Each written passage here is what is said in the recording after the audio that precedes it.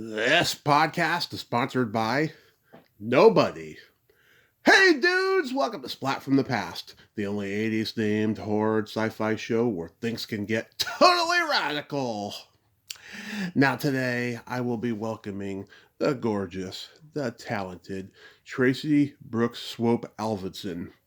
Oh my god, I mean, she has had an amazing career. She guest starred on every show from Starsky and Hutch to Charlie's Angels. She was in the second Love Boat pilot. She was in some cult classic movies, Hard to Hold, Happy New Year, directed by her late husband, John G. Avildsen. Christopher Guest, The Big Picture, friggin' love that movie.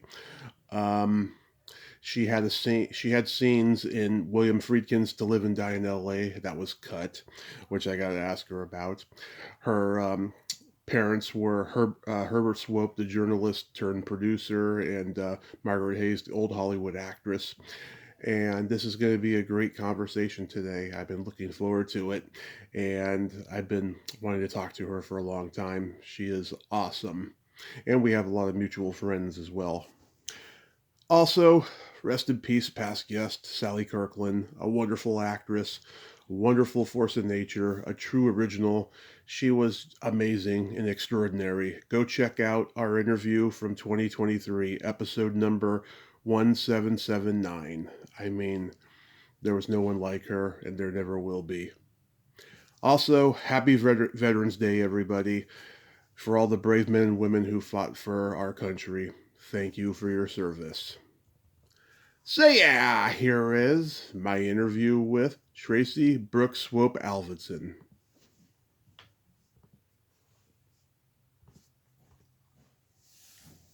Hey Tracy, welcome to the show. How are you today?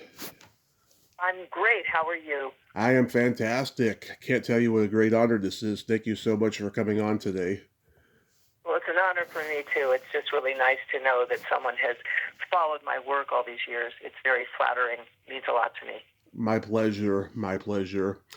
So going back in time, I can imagine growing up the daughter of Herbert Swope and Margaret Hayes that it was only natural that you would gravitate towards show business as well. Well, it was funny because when I was very little, I used to go on the set with my mother on Bonanza and Perry Mason. Wow. And I used to think it was so odd that adults were pretending because I thought it was more that that's what children do. And I remember going to the set of Bonanza and they were all standing around a grave and no one was in it. And then they broke for lunch. And I thought, this is what my mother does for a living. It just seemed like a lot of fun, but kind of silly to me. And I wanted to be a veterinarian. But then as I got older, I just loved the dramatic arts and I loved acting and I loved psychology. So it became about if I could be another person for a few moments in time and learn about them and then they yell cut, it's kind of exciting. So anyway. God, being on the set of Bonanza, God, I can imagine that must have been fun. It was amazing. No, it was amazing.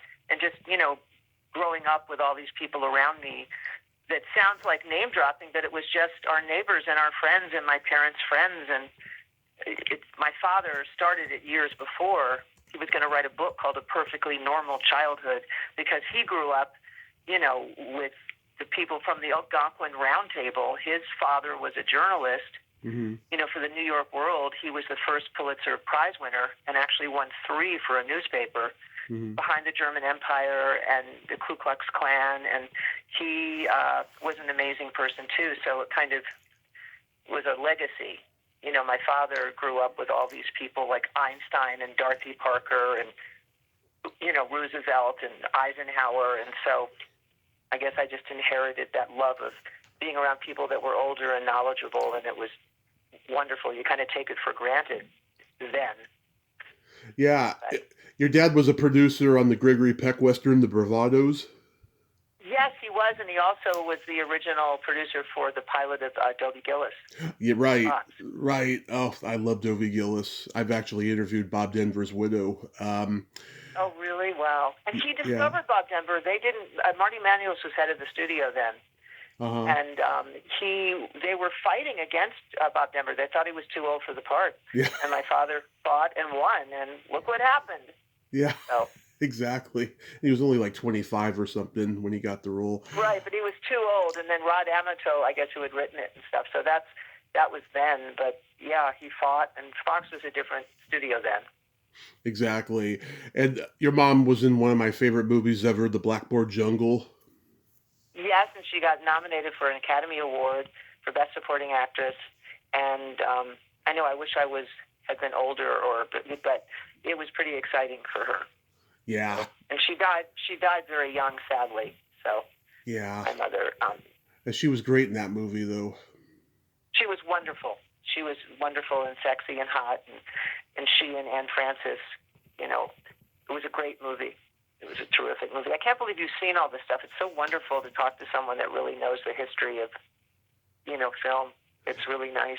I got lucky, had, grandmother who was, growing up in that time and everything. And TNT was launched at the right time when I was 5. And so I got, immersed in it early on. So yeah, did they like encourage you to get into the business eventually? They encouraged me because I loved it, but not to do it, because everything I wanted to do, they kind of gave me the freedom to do it. And so by the time I was 10, I went to the American Academy of Dramatic Arts, and then Right. Neighborhood Playhouse on Saturdays. And I also was doing like horseback riding and trying to sail and swim. But in the meantime, I loved playing pretend as much as I was critical of it when I was little. Yeah. By 10, I was an older person. We had moved to New York from California. I was born in New York, but then I went to California when I was 3 and was just totally involved with horses, and I would have lived and breathed just cleaning out the stall. But then going to New York, I got more into theater and into acting, and I loved it. And I ended up going, to Peterborough Players, Summer Stock, which I loved as an apprentice, and then I got my equity card there, and then ended up at the High School of Performing Arts. I was at boarding school to get away from the distractions of the city and the boys. I wanted to go, and then I left after a year because I really wanted to get into theater, and they wouldn't let you until junior year. So I auditioned for Performing Arts, and much to their dismay, I got in and loved it and graduated from the High School of Performing Arts. It was terrific. Oh, that's awesome. And at 15, you were in a Broadway production of Woman Is My Idea? I was, and we weren't allowed to work at Performing Arts. It wasn't like professional children's school where you could work. Mm-hmm. But they weren't supposed to strike, and at that particular time, Mm-hmm. they had a big school strike. So I went to the board, at Performing Arts and said, well, you're not allowed to strike, so can I work? And they let me work. So it was great, and I did the play, and it was about Mormons. And it was John Heffernan and Hugh Marlowe, Martha Greenhouse. Yeah. And I was 15 playing 25 because I was 5'9" with cheekbones, and the woman that played my younger sister was 32. Yeah. It was so funny. Laura Parkins. So anyway, it was wonderful. And then went back to school. God, what was middle-aged Hugh Marlowe like at that point? He was wonderful, and I didn't realize later he had done 40 Carats. So anyway, I did that later. And The Day the Earth Stood Still. And it was just, and John Heffernan also was in it. So yeah, he was fantastic. And David Huddleston was in there too. He was, and the man that wrote it was a Mormon, and he would direct by taking a big yardstick and doing it on a blackboard, going, "This is where you go. This is what you do."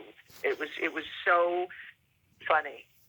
So anyway, very exciting to be on Broadway then, and then I did it later in life with Angela Lansbury in the early '80s, which was very exciting. Oh yeah, she handpicked you, right? She handpicked me. It was a play that Martin Charnett had written and was directing, and he had done Annie, the musical, and this was his first directorial, and it was actually, he helped write it with J. Preston Allen, and she had translated 40 Carats and Butterflies Are Free from the French, and I'd done 40 Carats for 12 weeks in summer stock, and then 17 weeks bus and truck, and got an award for that. For the Straw Hat Award for the most promising new actress from Cary Grant, of all people, who I had a major crush on, and that was at Me the too. Tavern on the Green. Yeah. So, but She did handpick me. I was out here in California, and I went for an audition, and he was there, and she was there, and I had to replace someone that was in the company here, which was not fun. And so I went to New York and actually rehearsed with chairs because it was over Thanksgiving. And then we opened at the Martin Beck, so it was pretty amazing. And John McMartin was in that. Love him. He was great. Yes, he was incredible. He was incredible. And then Angela's son also. And it was just a wonderful experience. It was really wonderful. So do you go to New York often? I've never actually been to New York. I want to go someday. Oh, my God, you've got to go to New York. You would love it. You would love it. It's so exciting and wonderful, and the theater is just amazing there, and it's a whole different energy. I know. I love both coasts. But, I know. I live vicariously through New Yorkers, but someday, fate will lend a hand, and I will go. So, you were on the series Where the Heart Is. I'm not familiar with this show, but how was that experience? That was right after I did I did the 40 Carats, and I went and did that. I auditioned for that. It was a wonderful show by Paul Mayer, and he had also created Ryan's Hope after that. But I did that show for almost a year and a half, and it was an exciting show. I loved working so much that I never wanted a vacation, so they'd work me every single day, and I loved it. It was one of those characters that I was with my boyfriend, but having an affair with his father, but pretending to be a victim of, it was crazy. It was so much fun. Ron, it was like Diana Vanderlist starred in it, and Gregory Abels, and it was just a wonderful experience for me. And then they had written Ryan's Hope and wanted me to play Faith Coleridge.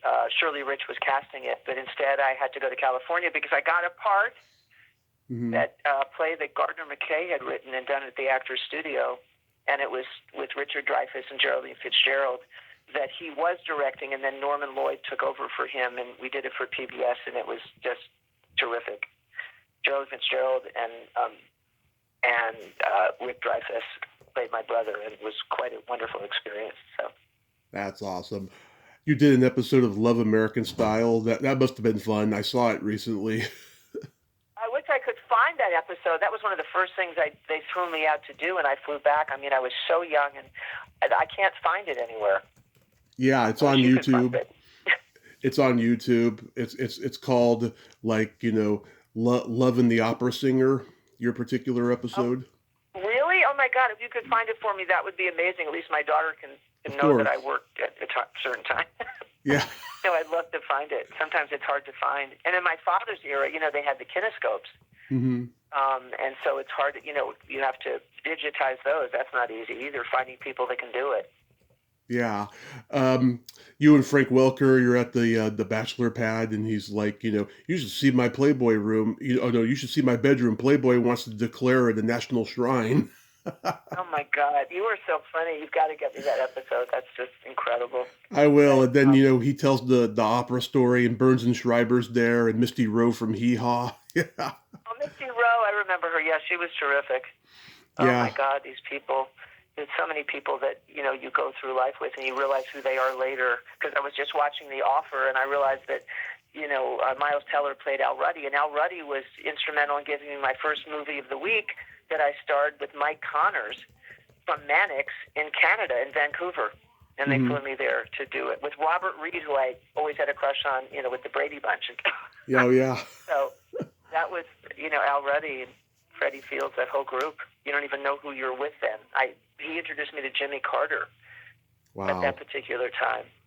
And I was dating Brett Halsey at the time. So it was just funny. Now seeing The Offer, I'm like, Betty McCart was my agent at one time. And Mary Orrick. So that was bizarre to see it with the real, with people acting the people that are now no longer here. And plus, back then there was no internet. Everybody knew each other. Everybody was like a community. It's all different now. Yeah, I wish you could have experienced it. What's great about the acting world, just like in New York, you'd have a place to meet, and the studios were like that. You could go to lunch, and you'd see everyone in the commissary, and it was all word of mouth, and I would talk to you on the phone, and then I'd introduce you to someone, and they'd go, oh, you'd be really right for this, or you'd be right for that. And now it's all, I feel kind of sorry. In a way, it's good because, people don't have to drive everywhere. But in a way, since COVID, it's kind of sad because half the people don't even know the faces of the casting directors. Yeah. You can't, you go on film, you do a little video. You don't even know if they've seen it. They can't say, try it this way, try it that way. Or just walking in a room with charisma. Some people just have great charisma and they're not so great doing their own auditions. You know what I mean? Oh, yeah, of course. That's the sad part for these kids, because I thought it was exciting to get up and have 5 auditions and drive from one studio to the next and say hello to the people and see who your competition is and meet the people. It was you were much more in control of it. Now you have to be a director, a lighting person, a sound person, and make sure you look right and have the electric. It's a lot for these kids. I know. It's a weird kids, time. All of us. It's a lot. Yeah, it's a weird time for sure in that department. It is, isn't it? Yeah, it's not, it used to be like, oh, let me suggest you to this person. So, anyway. Yeah. It's tough. My daughter's an actress, and she's really talented and great theater actor. She's a singer, dancer. She does everything. But it is hard now because, you just, word of mouth was so much then. Absolutely. So. I remember when you were on The Partridge Family, you're the tomboy friend of Susan Day who's going out for the basketball team. Right, Frankie. I was Frankie. And David thought she was having a sleepover with a guy, and then he met me, and that was funny. Queen for a minute or whatever that was. That was a lot of fun. David was wonderful at those. I had such a crush on him, too. They flew me out from New York, and he actually helped me with my basketball shots. I did my own, by the way. Yeah. My jump shot and everything. That was a wonderful experience. Yeah. I was just very lucky. I had a great time. I still do. I mean, I finished a movie with Mike Madsen, who just recently passed away. Passed away. Oh. Just when he got his act together. Just when he was doing well, and he died. It's kind of sad. That is. And then Friedkin, I never, if you ever. Oh, I know this. I know he cut you out of the movie, right?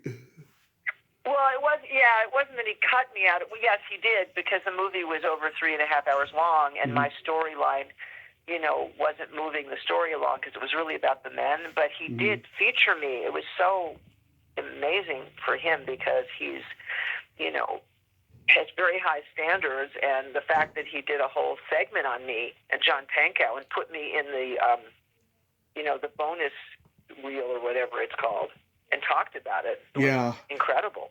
I saw the interview. He was very complimentary of you.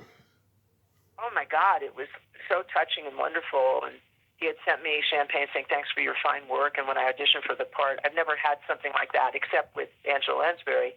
When I auditioned for the part, I got it right away, and that's never really happens. People have to go through 40 people or 50 people or 500 people.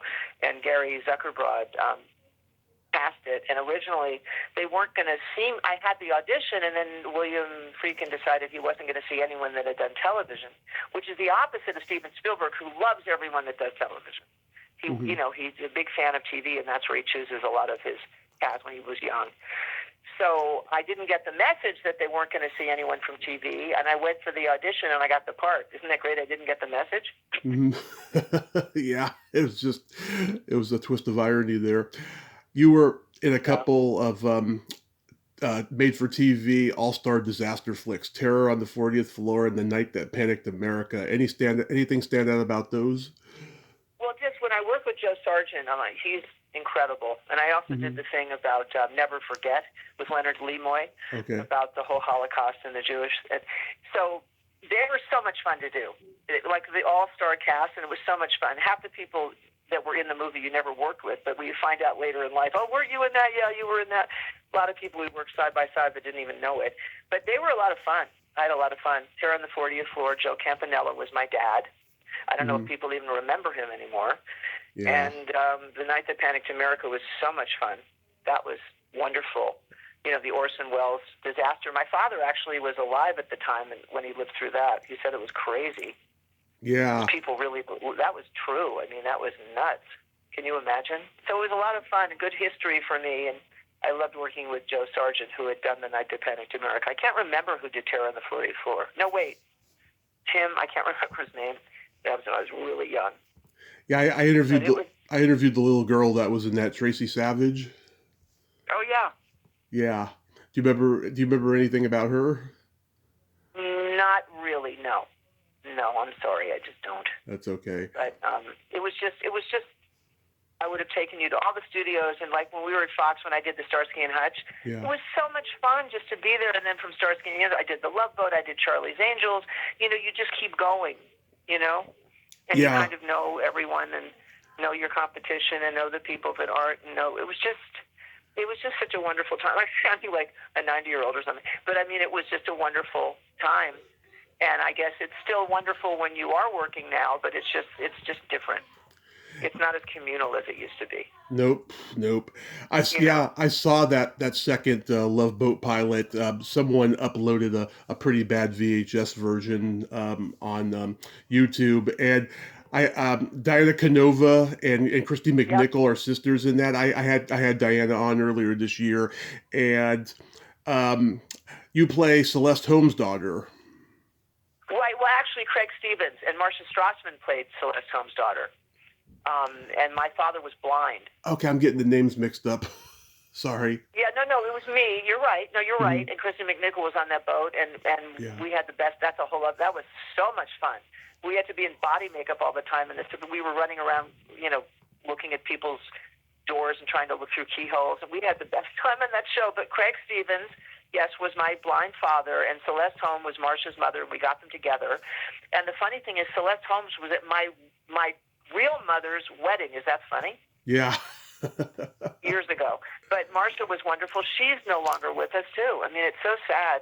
She was like my older sister in real life. She taught me a lot about music. She had a lot of musician boyfriends. Yeah. She and her sister Julie, she was great.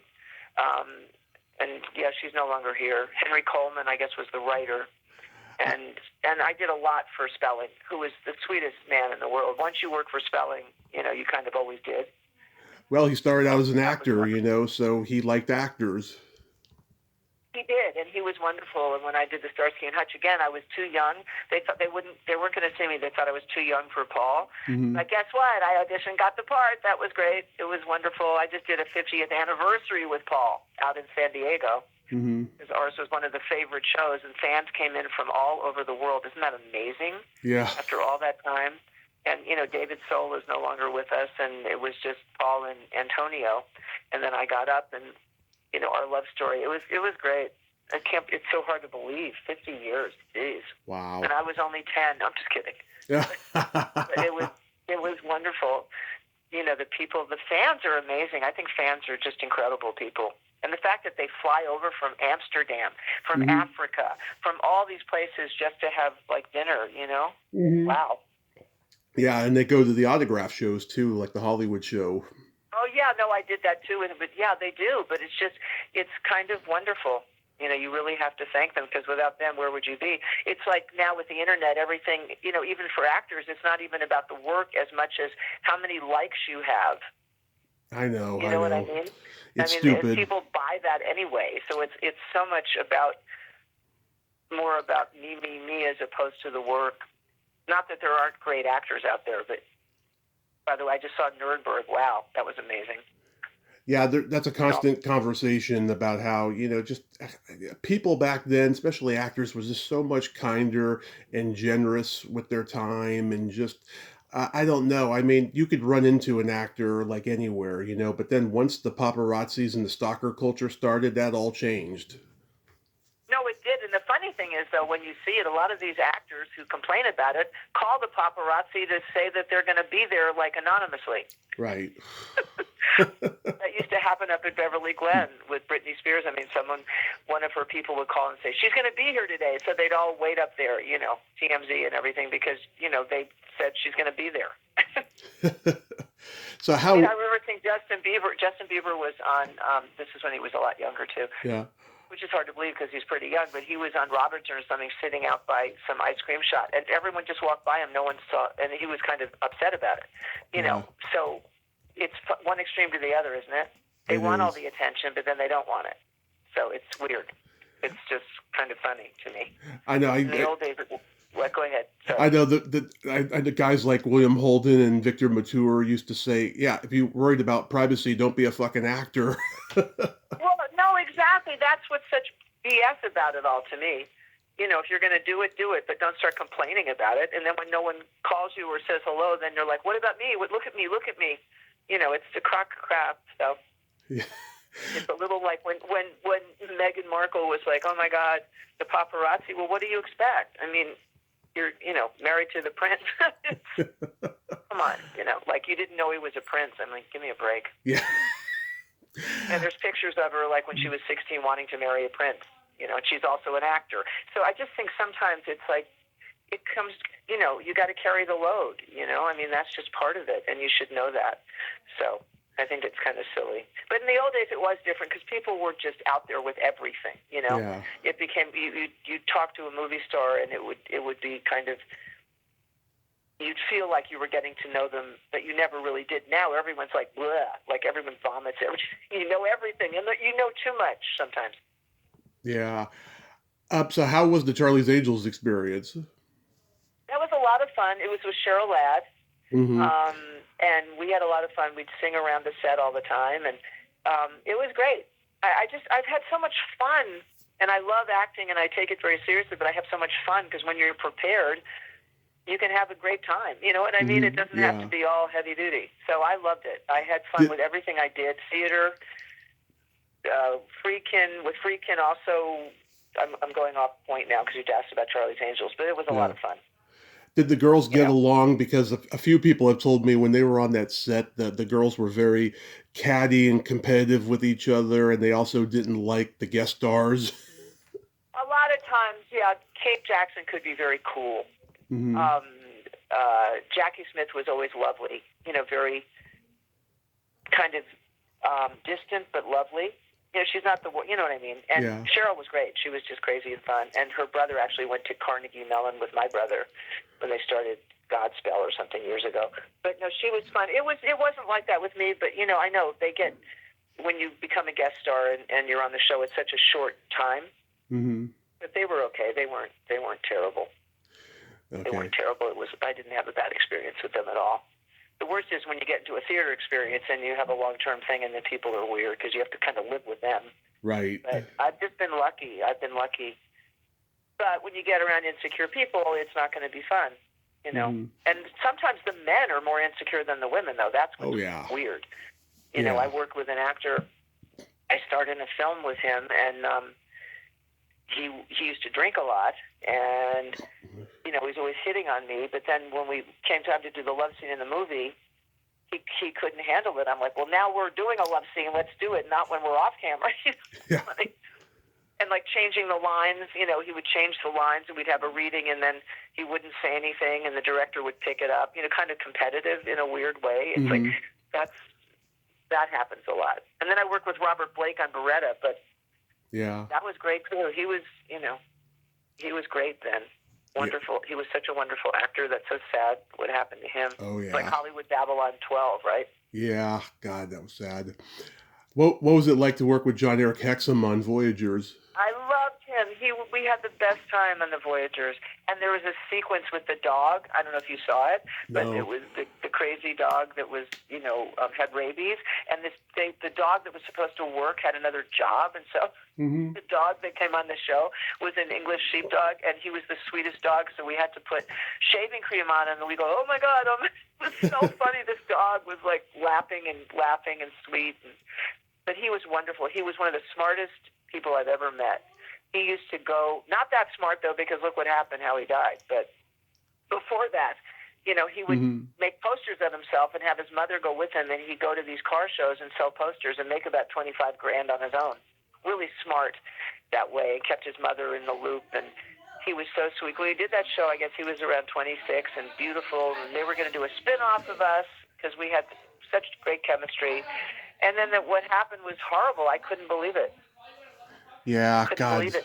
And that's when Ed Asner and myself and a lot of people with After SAG tried to make, I guess it was before After SAG, but it was SAG, tried to make special effects a special department, not props.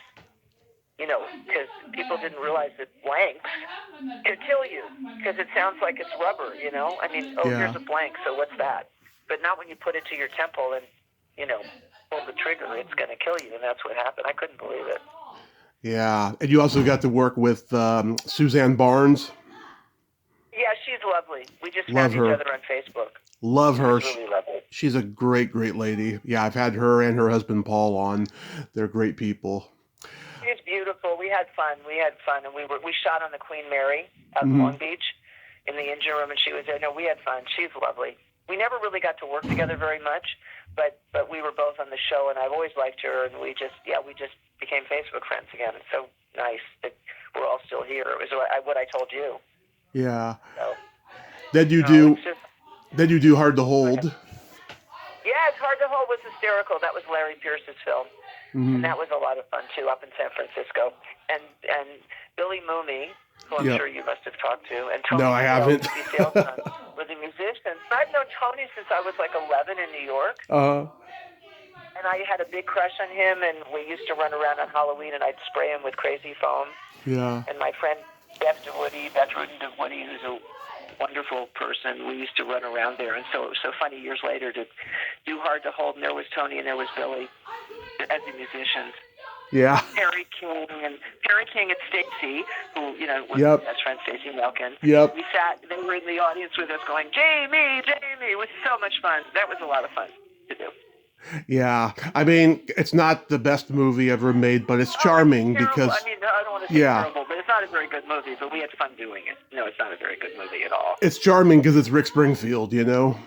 Well, that's why, and he's really come a long way too. He was on, so I did General Hospital. I don't think he was on there. John Stamos was on there when I was on there. But, Oh yeah. But Yeah, he had a lot of hair then. You're so cute. Well, also the Big Picture I did, that was Christopher Guest, kind of real movie with Kevin Bacon. Love it. It was so much fun. Terry Hatcher.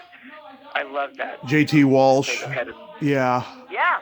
I played that. Did you ever see it? I've seen it so many times since I was like 7, and I'll tell you. Isn't it the best? And Martin Short, and then I played at the studio, and it's just so, and they kind of did it after Don Steele, because that's exactly what happened to Paramount. Yeah, Martin Short, oh my God, playing the typical Hollywood agent in that movie. I don't know you. I never heard of you. I want to work with you. I think you're great.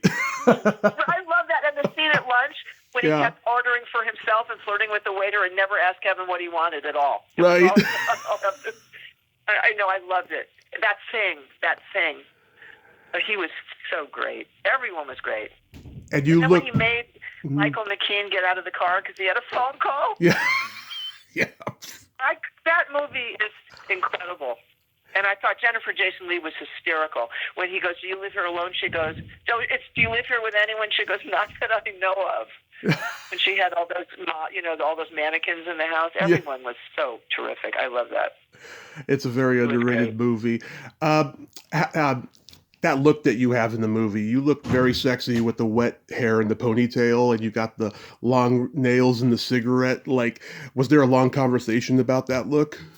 Well, yeah, what happened was, it was so funny after we did it, because Christopher said, "Oh my God, they don't even know you're the same person." Because the whole point was to develop me as the kind of kiss-ass, assistant. Remember in that first scene when everyone's like, "Oh yes, projectors," you remember they're not in color, that whole move thing about projectors have to be in color. No, they're in black and white. It was so stupid.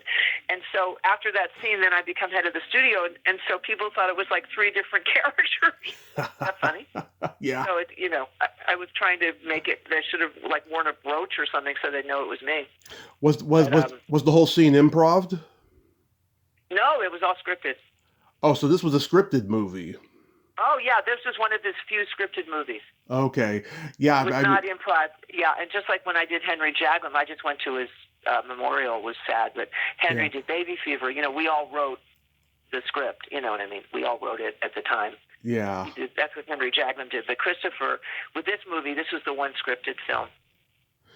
Wow, that's interesting. Yeah, he also did a Chris Farley period piece comedy called Almost Heroes, so that was obviously scripted too. That was later.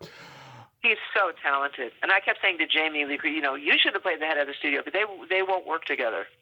Maybe they will before they die, but at that time they wouldn't work together. Isn't that interesting? That is. I know. You and worked. Nina Axel, I cast it. She was a wonderful actress, and she cast it, and that was so much fun. You worked with another great director, Jonathan Demme, on an episode of Trying Times. I love Jonathan Demme. Rosanna and I have we've done 3 projects together, but we did that, and I love that. And Hope Lang played my mom. And David Byrne of the Talking Heads played my husband. Yep. And that's when I learned the thing when there was a little stray dog, and I rescue animals. I love animals, and I rescue any kind of animal. Yeah. And there was a little stray dog there, and that's when I learned the line Jonathan Demme goes, "Well, humped and dumped," when the crew left. And I thought, Jesus. But I love Jonathan Demme. That was sad, too. He's gone. Yeah. And my husband, John Avildsen's gone, and we did, The Power of One together, and we did Happy New Year together, which was a translation of La Bonne Année, Claude Lelouch's film. I wanted to ask you about that movie because when I was growing up, every video store had that movie on the shelf, and HBO played it a lot. And it astounds me to find out the movie only lasted like a weekend in theaters or something. Like, what happened with the movie? I don't know, and that was Jerry Weintraub's one of his favorite movies, and he had also produced all the Karate Kids and all that. But yeah. I don't know how it was promoted, but it came out at a weird time. I remember going with John. We went back to Chicago to open it and went to New York, and John was so excited because there was a line around the block where the movie theater was in New York, but the line was for the Hard Rock Cafe. Wow. It wasn't for the movie. Can you imagine? I don't know. It's something with promotion. I don't know. Because everyone loved it. I thought Peter Falk did an incredible job. Charles Durning did. Yeah. It was beautifully done. And that's promotion. It's like The Power of One, too. It came out at a really strange time. And it's funny because I'm really jumping all over, but The Power of One, from a wonderful book about the Boer War, and it was an incredible film with Morgan Freeman and John Gielgud and Stephen Dorff, and it was Daniel Craig's first film. And, I was the mom. This was in Africa. But Hans Zimmer did the music. And also Johnny Clegg, who was a wonderful African songwriter who, again, is gone. Right. I'm sounding like the gallows person here. But Hans Zimmer used a lot of the music he did in Power of One, again, for Lion King on Broadway, the beginning song, if you think about it. Dun, dun, dun, if you see the opening of the movie with the giraffes and everything. But again, that was lost in, they didn't promote the music before. They didn't have the promotion because some other movie came out at the same time. A lot of it's marketing. Yeah, that's true. What are some of your favorite movies that John directed? Joe. Yep, that's a great one. Amazing. Peter Boyle. Save the Tiger, I thought was incredible. Yep. Jack Lemmon. First time he got rid of all his shtick, who I loved his shtick anyway. He was a good friend of my dad's, but that was an amazing film. And the first Karate Kid. Yep. And Lean on Me, too. I love Lean on Me. I loved a lot of his films. I think Lean on Me is his best movie because... Wasn't it great? I thought it was great. It's not easy for a white man to pull off capturing the ghetto like he did in that movie, and just the way he directed Morgan Freeman to be Joe Clark and just tell the story the way it should be. It's just a wonderful movie the way he pulled that off. No, wasn't it? And Michael Schiffer, who also wrote Colors, wrote it. Michael's amazing. We shot it in Paterson, New Jersey. I was there trying to help the pit bulls not kill the Dobermans. I always get a job in it. It's like I was driving around with the animal control because it was very rough. Paterson, New Jersey is not an easy place to be, and we shot it at the school. So it was. I agree with you. I thought it was beautifully done, and everyone was amazing in it. And again, it won the Image Award. It did win the Image Award, but again, I just thought you're right. I thought it was one of his best movies. I also love For Keeps. Yeah, that was great. That was wonderful too. And I also Bob Rouge. The original Karate Kid was terrific, I thought. Yeah, I love Rocky's one of my favorite movies of all time. Yeah. I love that. I love the Karate Kid movies. I love Neighbors. I just saw The Stoolie recently. Oh my God, you did? Wow. Yes. Yeah, he showed me that when I first met him. I didn't meet him till 81. Yeah. He was quite a bit older, but shorter, so it kind of balanced out. I like the first maybe 45 minutes of it, and then when he falls in love, I mean, I think Jackie Mason shows a side of himself that no one ever saw overall in that movie. But I don't know. I like the first 45 minutes of the Stoolie, and then after that, it kind of, I don't know, it kind of changed for me when he fell in love. Yeah, no, they always have some switch. Did you ever see Inaugural Ball with Zero Mostel? No. Oh my God, you've got to see that. I'll see it. It's what happens when, the president's daughter gets kidnapped, and the only way they can get her back is if he and his wife, if Estelle Parsons, have sex on television. God, that's great. You've got to see this. You've got to find it somewhere. That was one of his first movies. Yeah. Oh my God. It's very funny. It's very funny. And Estelle Parsons is amazing. And Zero Mostel, can you imagine? That's the way they get the daughter back. It was kind of crazy. I wish John had a very, very British sense of humor because his mother was from Liverpool and his dad was Danish. Yeah. So he had that kind of witticism and little, insouciant wink with his humor. But I'm so glad you've seen it. It's so nice to hear you. I mean, talk about all these films. It's so nice. Oh, yeah. I wish. Today sometimes. Go ahead. I wish A Night in Heaven would have been a better movie. Yeah, I know Christopher's a good friend of mine. It wasn't. Yeah. That great. There's one moment in that movie that cracks me up. When Leslie Ann Warren sees him, for the first time, and he's doing his stripping, and she's like, "I know him. He's in my class." And the wonderful Alex Elias, who's been on the show several times, says, "What about his ass?"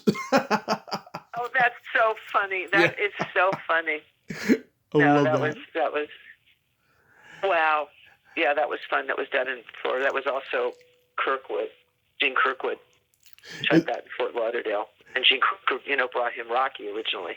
Oh, yeah. So. Is it true that you were like the original talking voice for Jessica Rabbit?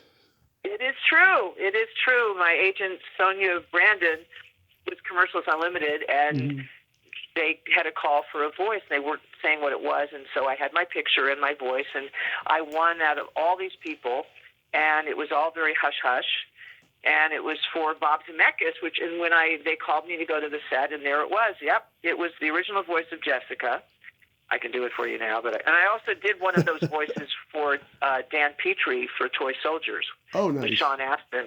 With I played the 976 Percy voice, and Lou Gossett was there. They flew me down to do that, and Lou Gossett thought I was the real thing. I said, "No, I'm just an actor." Yeah. So funny.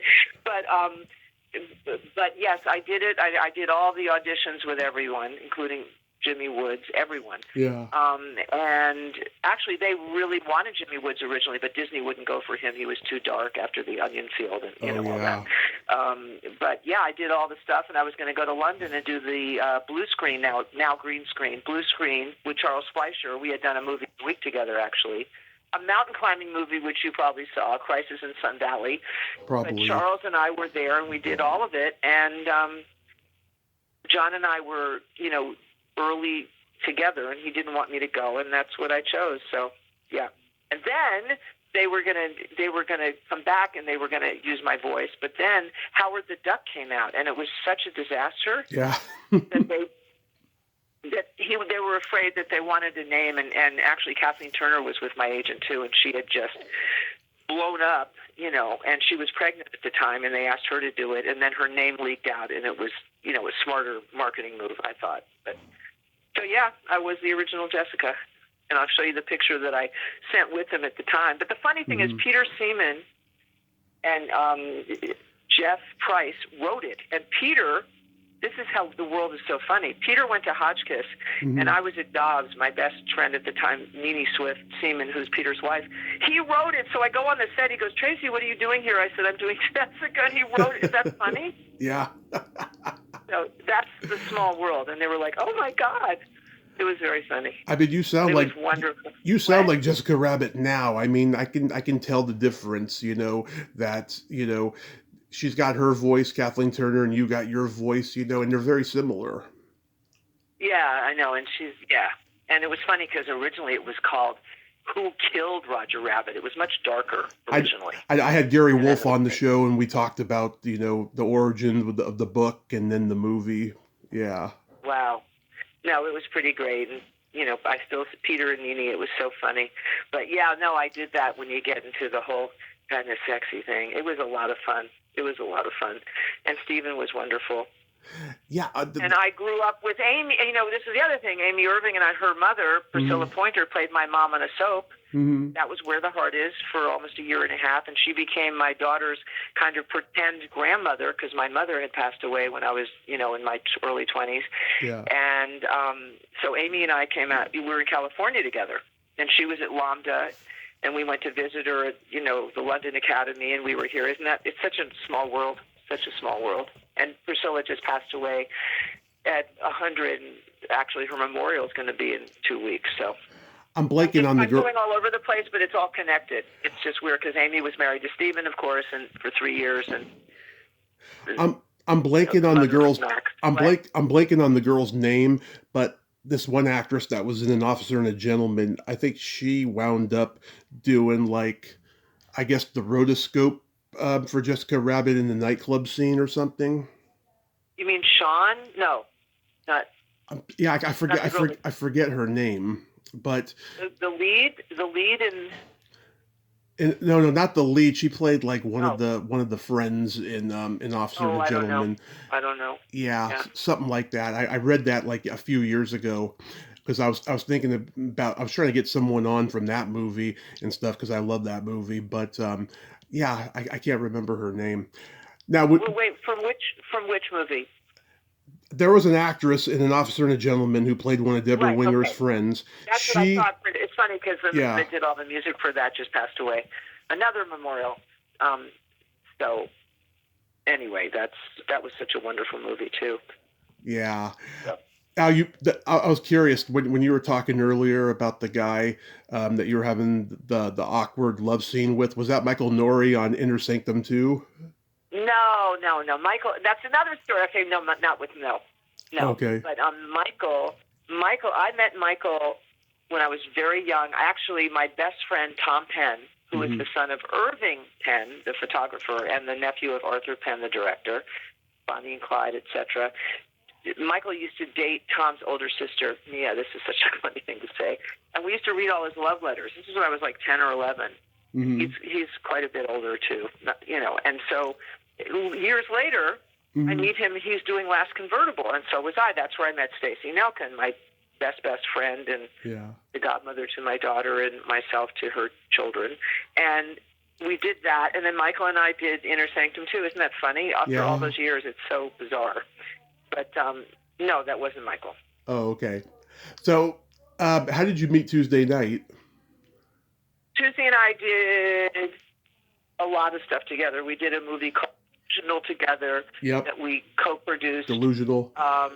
We co-produced that together, and then we did another one, Tennis Shoe in the Street, together. And she's amazing. She's very talented. She's a wonderful singer, performer. And she has we had a lot of fun. We actually shared the same manager at the time who introduced us.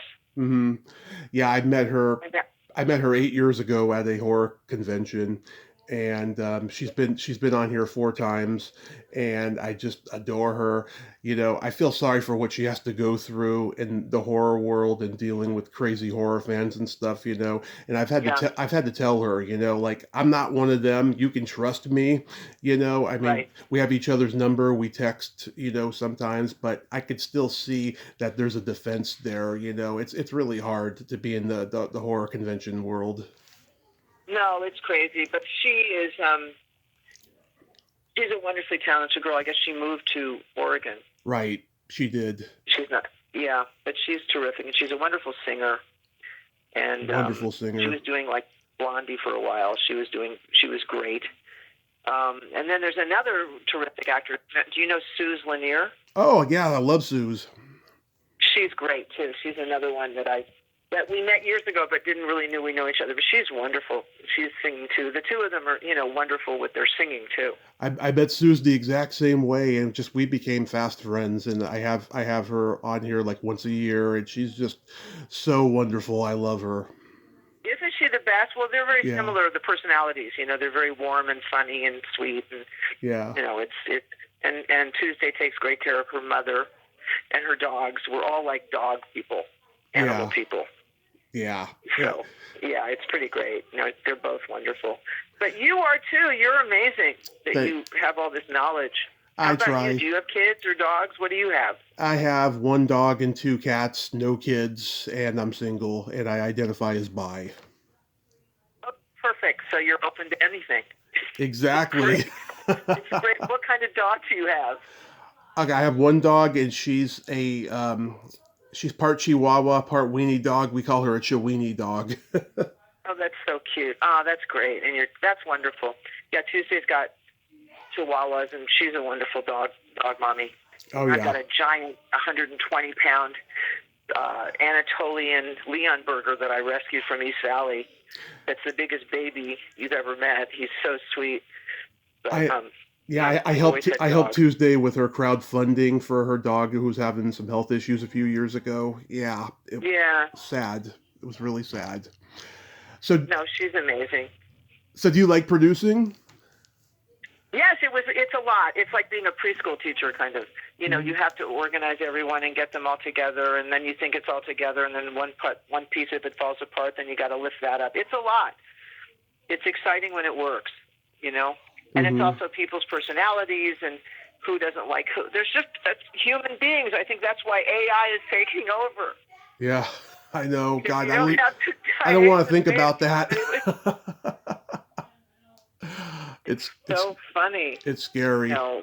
Real quick, can you play a game with me? Yeah, sure. What kind of game, baby? This is my secret silly game. This is a series of silly slumber party questions. It's kind of like James Lipton's questionnaire. It's like it's been compared to like a repetition exercise in like a Sanford Meisner class almost. And how the game works is I ask you the question, you answer it, and then you ask me that exact same question, I answer it, and feel free to comment on the answers because they might be funny. Okay. Okay, Tracy, are you ticklish? Yes. Are you ticklish? Yes, I'm baby ticklish. I get really squirmy when I'm tickled. Is your belly button an innie or an outie? Innie. Okay. Is your belly button an innie or an outie? It is also an innie. What color are your toenails painted? Tiffany blue. Love it. What color are your toenails painted? They are brown with a clear coat. It's Thanksgiving color. That could be taken a lot of ways, brown. Either before dinner or after. Exactly. Turkey's brown and so's after. No, anyway. Go ahead. What would you say is your best personality trait? Non-judgment. Love it. What's your best personality trait? Well, being that I'm a Gemini, I have empathy and I have no filter.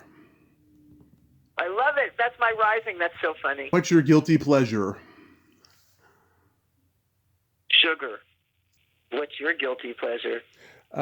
Eating pizza and watching a raunchy sex comedy movie. What kind of pizza do you like?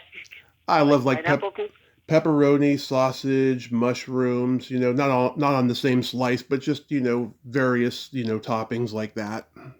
I'm a simple guy. Yummy.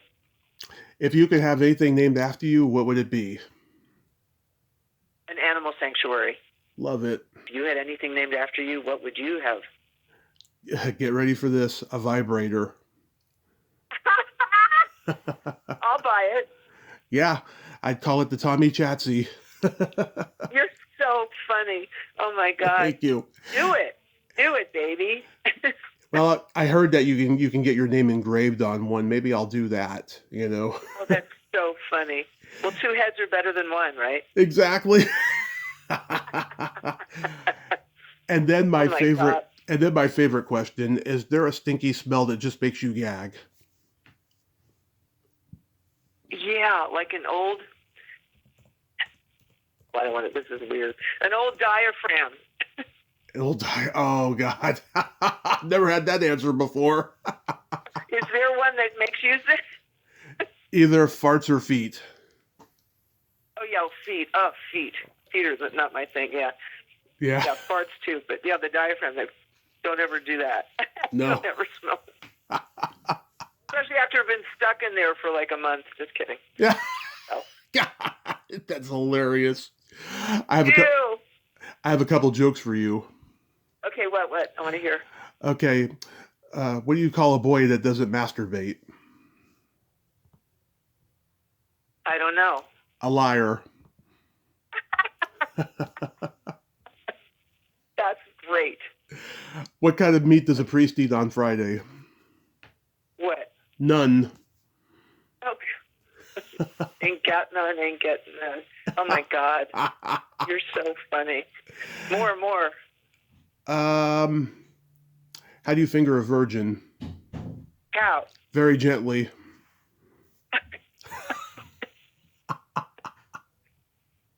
Oh God, no, I'm trying to think of them. Think of different ones for you. Yeah. Oh, yeah. Guests like to tell me jokes too if they have one. Shoot, I'll have one as soon as I hang up. I'll have one. I have to call you back. Yeah, call me on my cell. I know exactly. Really, I'll write it out. Tracy, thank you so much for coming on today. You are just so wonderful.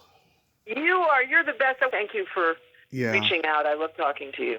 You have a happy holiday season and be safe. You too. Bye. You're wonderful. Thank you. You too. Bye-bye. Well, there you have it. Tracy Brooks Swope Avildsen. What a sweetheart. Oh my God, it's so much fun. And that was fun playing the game with her, and she loved the jokes. What a great lady. Great energy, and we know all the same people. I just enjoyed every part of that conversation. Well, until next time, this is Tommy Throwback Kovac saying there's no shame in living in the past because the present sucks.